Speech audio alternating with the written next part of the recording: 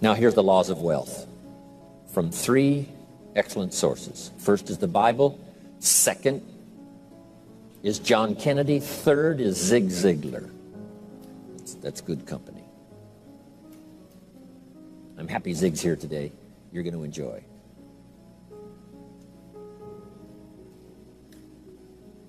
The wealth formula.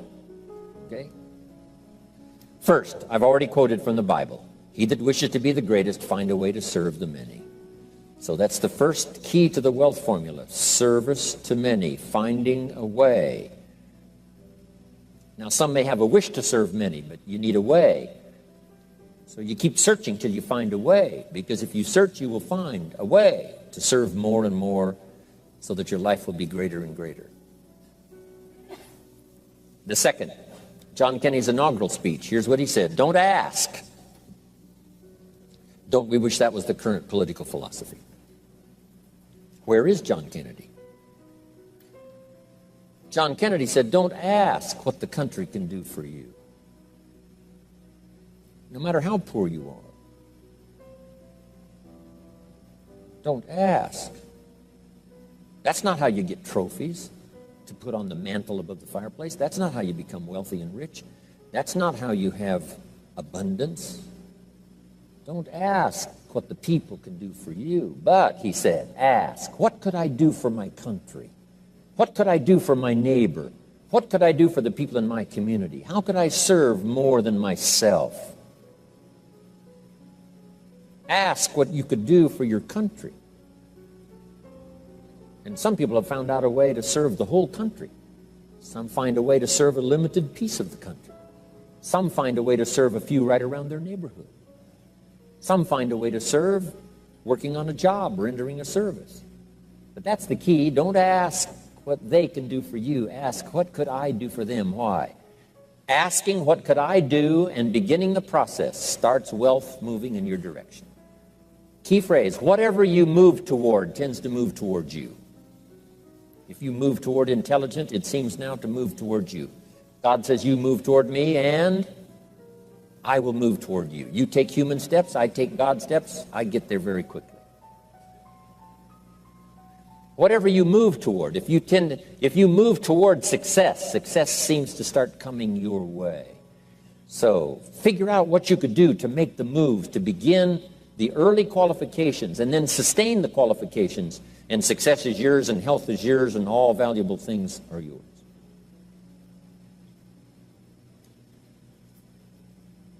Now, the third, of course, is Zig Ziglar, and I'm going to borrow. Hopefully, he wasn't going to use it today, so I get to borrow it.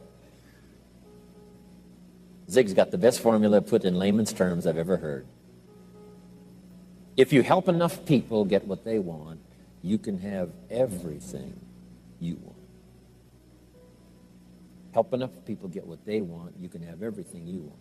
When I first heard that, I underlined the word everything. And guess what I did? I went for it. If you help enough people get what they want, you can have everything you want.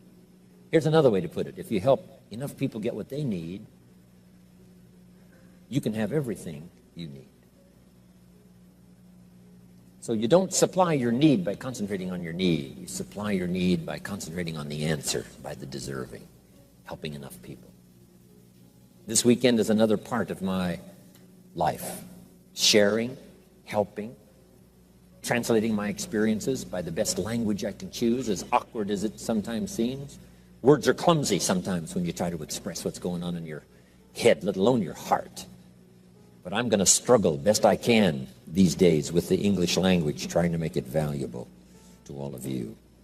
Okay. Now, start a little subject called personal development. As you know my story, I met someone when I was 25 years old. His name was Earl Schoaf, who dropped into my life at an extraordinary time.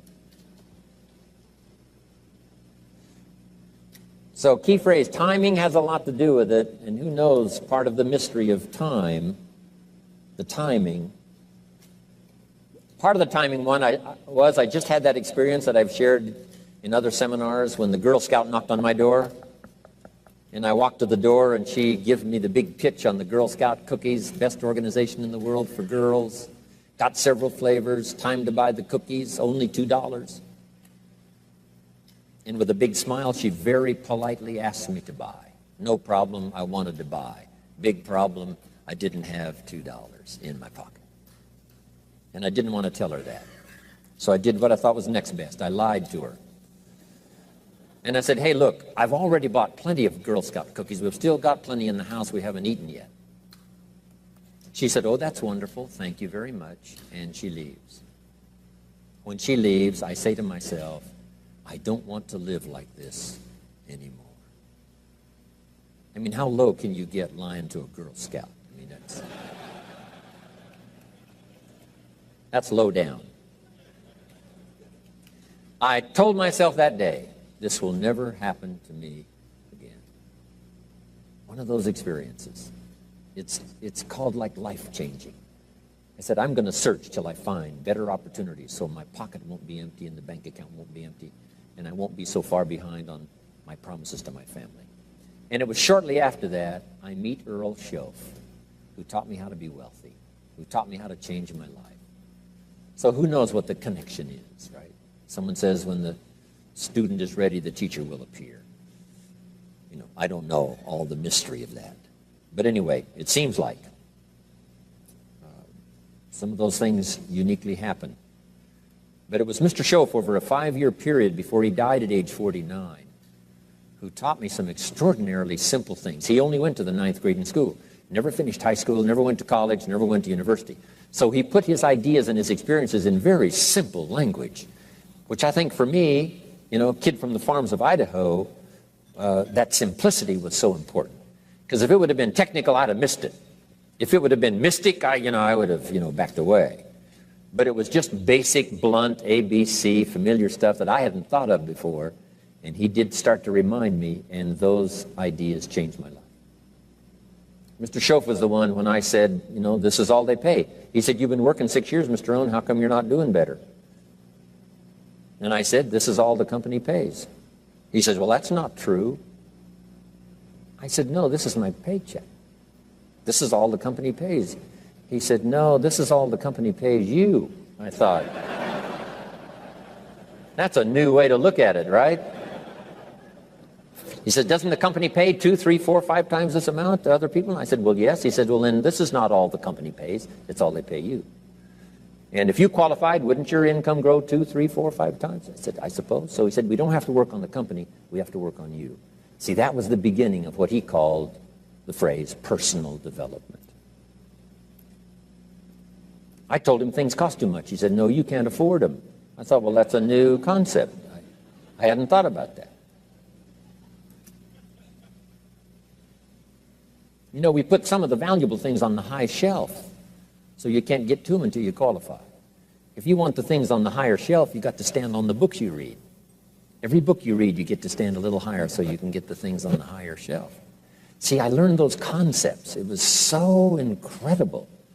And here was the most important one. Success is something you attract by the person you become. See, that phrase changed my life. Success is something you attract by the person you become. Success is not something you pursue. It's like chasing a butterfly. You can't quite catch it. Success is something you attract by becoming an attractive person. See, those were new concepts to me. I'm just working hard trying to make a living. Here's what he said to me. This changed my life. I got a chance to teach this in Moscow and across Russia. 3 visits, now the 4th. Here's what Schoaf taught me. Profits are better than wages. Nobody taught me that in high school. Nobody taught me that. I went to 1 year of college. Nobody taught me. Profits are better than wages. Wages make you a living. Profits make you a fortune. And how could you work on both a living and a fortune? He said, well, you could start part-time working on your fortune while you're working full-time on your living. I thought, wow. Now, he said, it's fun to get up in the morning. Not just getting up, go to work to pay the rent, but to get up to go to work to make a fortune. First, to make a living for my family. Second, to make a fortune. And he taught me how to make both a living and a fortune. Guess what I did? I learned how to make both a living and a fortune. And I found out anybody could do it once they get the information. And at age 25, I started receiving this extraordinary information. Here's what he said: your income is directly related to your philosophy, not to the economy.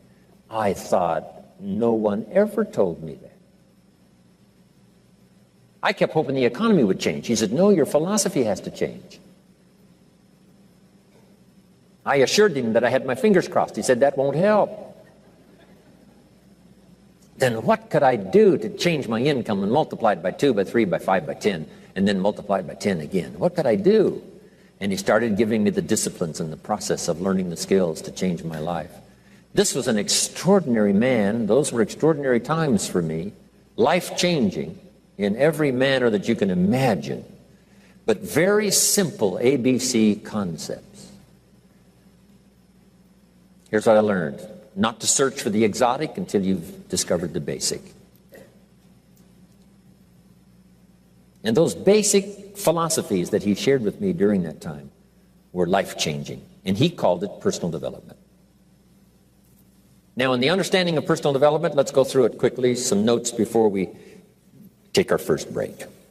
If you're okay, say, I'm okay. How many of you have 1 page of notes already? 1 page, good.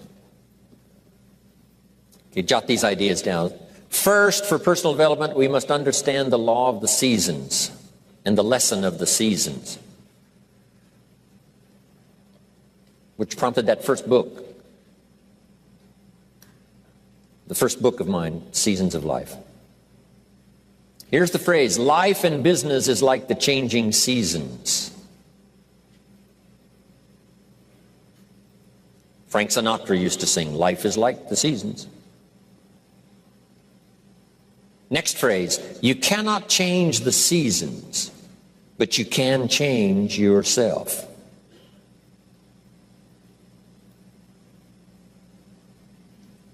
The seasons are set. As soon as we arrive on this spinning planet headed somewhere, that's the question to ask. What is the setup? First, so I can survive. Second, so I can succeed. So one of the first things to do is to learn the rhythm of the seasons. The rhythm of night and day. Day follows night. Night follows day. Opportunity follows difficulty. Difficulty follows opportunity. Recession follows expansion. Regularly. Expansion follows recession. Sadness follows joy. Joy follows sadness. That's called the rhythm of life. So in the seasons now, make these notes. First, learn to handle the winters. Hopefully each winter we get stronger by the process of the experience of the past winters, learning the lessons of the past to apply to the present. In the winter you have to hang on. In the winter you have to endure. That's part of the rhythm of life. And there's all kinds of winters. Physical winters and personal winters and political winters. Communism cast a long shadow on 1/3 of the world in that long winter of despotism. About 75, 80 years it lasted. Political winters, social winters, spiritual winters, personal winters, when things don't work well. Barbara Streisand sings, it used to be so natural to talk about forever, but used to be's don't count anymore. They just lay on the floor till we sweep them away. You don't sing me love songs, you don't say you need me, and you don't bring me flowers anymore. A song of winter. But we're all acquainted with those experiences. But here's the key. You must just hang on in the winter. Make the note. It doesn't last forever. Some winters seem longer than others. Some winters seem tougher than others. Some winters are more critical and crucial than others. But here's the note. They will pass. The night can only be a few hours. As far as we know, there's never been a double night. And the whole key to this is, surely you can make it just a few hours. Hang on. whether it's playing a game or whether it's an enterprise. The winters do come. Mickey Mantle, my hero back in those days of the Yankees. Wow. He used to get in the batting slump. It was tragic to watch. This is the home run king. This is the fastest man in baseball. This is one of the most accomplished players ever to play the game. But he used to have these terrible slumps when it seemed like he couldn't get a hit, or he couldn't get very many, and he couldn't hit home runs. And someone asked him one time, what do you start changing? He said, I don't change anything. He said, what do you do? He said, I wait till it's over. Right? You just keep swinging and you just keep hanging in there until finally it passes. Maybe you need a little touch of refinement, but for the most part, here's what you have to do. Endure. Because the winter finally passes and the night finally fades away and the daylight comes and the shadows flee away. So the winters we just have to handle.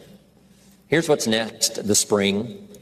Spring always comes. Opportunity follows difficulty. Day follows night. Here's what spring is called, opportunity. Spring is not a guarantee. It's guaranteed to come, but it's not spring that guarantees the harvest. Here's what you must do. Use the spring to your best advantage. And you've got to hurry because spring is usually not very long. The short season of spring reminds us of urgency. If you want a full harvest, come harvest time, you've got to take advantage, but you must do it quickly. Spring is the opportunity to meet someone. Sometimes you have to do it quickly. Here's a person, you say, be nice to meet that person, but before you get a chance to say hello, they're gone.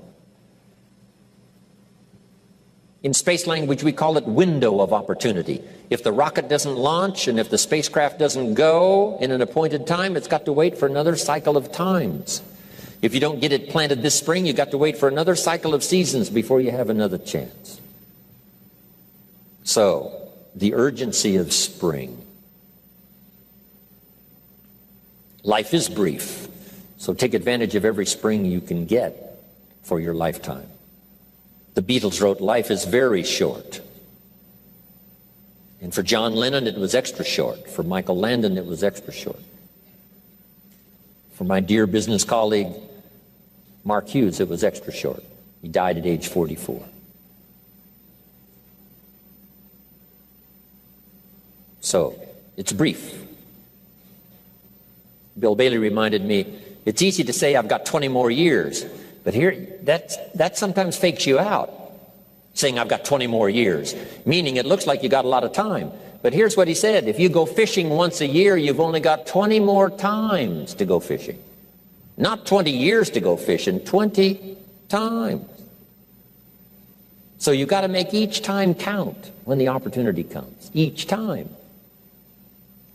So take into account the brevity of life. My father lived to be 93, but it seemed so short.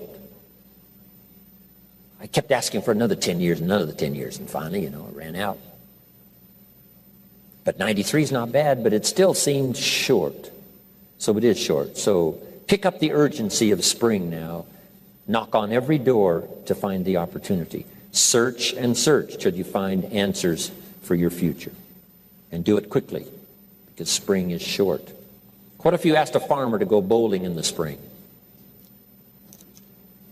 He would say, insanity. You can go bowling in the winter, but you can't go bowling in the spring. Good note to make. What to do in springtime.